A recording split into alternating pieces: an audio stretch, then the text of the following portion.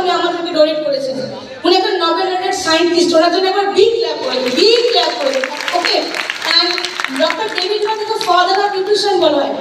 Best doctor award পেয়েছেন আমেরিকার মতো, আমেরিকার বুকে 5 বার বেস্ট ডক্টর অ্যাওয়ার্ড পেয়েছেন।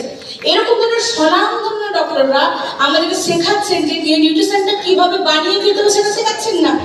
নিউট্রিশনটা কেন নেবেন, কার প্রয়োজন, ইচ এন্ড এভরিবডি, প্রত্যেকের প্রয়োজন। যারা আজকে প্রবলেমস নিয়ে আছে তাদের প্রয়োজনটা একদমই না।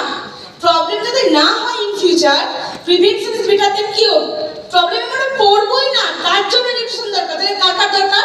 আমার দরকার, আমার মায়ের দরকার, বাবার দরকার, ছেলে মেয়ে প্রত্যেকের দরকার। এজন্য যে বাচ্চাটা ভ্রূণ অবস্থা তার মায়ের গর্ভে আছে তারও নিউট্রিশন দরকার। তাই এই নিউট্রিশন কে খেতে পারে?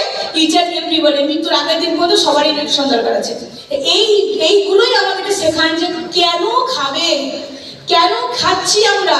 যদি ট্রান্সফরমেশন না তৈরি করতে পারতাম, ওই 104 কেজি ওজন নিয়ে আমি আজকে ধরুন 10 ইয়ার্স হয়ে গেছে, 10 ইয়ার্স আমি কিছুক্ষণ পরে আমার স্লাইড দেখাবো। 10 বছর আগে আমার লাইফ কি ছিল? বিছানায় এক করে পড়ে থাকা একটা মানুষ। আমার আত্মীয় স্বজন যখন বাড়িতে আসতো দেখতাম হাতে হরলিক্স আর ফল নিয়ে আমাকে দেখতে আসতো। কারণ আমি তার 3-4 দিন আগে হসপিটাল থেকে বাড়ি ফিরেছি। 2 বছর ভালো থাকতাম, আবার একবার হসপিটালে ভর্তি হচ্ছি, আবার আমাকে ওই দেখতে আসছে। কারণটা কি? বড় বড় ক্রিটিক্যাল সার্জারি। এখানে আমার সার্জারি পিকচার থাকলে দেখাবে, হয়তো নেই, আমি প্রত্যেকবারই দেখাই। তো এরকম 7 টাইম সার্জারি হয়ে গেছে, আমি আর বাঁচতামই না, সেই জায়গা আমার ছিল না। তো থ্যাংক ইউ সো মাচ মার্কিউ স্যারকে, যে আমাদের মতো সাধারণ মানুষগুলোর জন্য উনি প্রথম চিন্তা করেছিলেন যে আমি যেমন আমার মাকে হারিয়েছি আর যেন কোনো বাচ্চারা তার মাকে না হারায়। আর তাই আজকে তুমি নারী আপনাদের অফিসে দাঁড়িয়ে আছে এবং আপনাদেরকে সুন্দর স্বাস্থ্যের রিপ্রেজেন্ট করছে।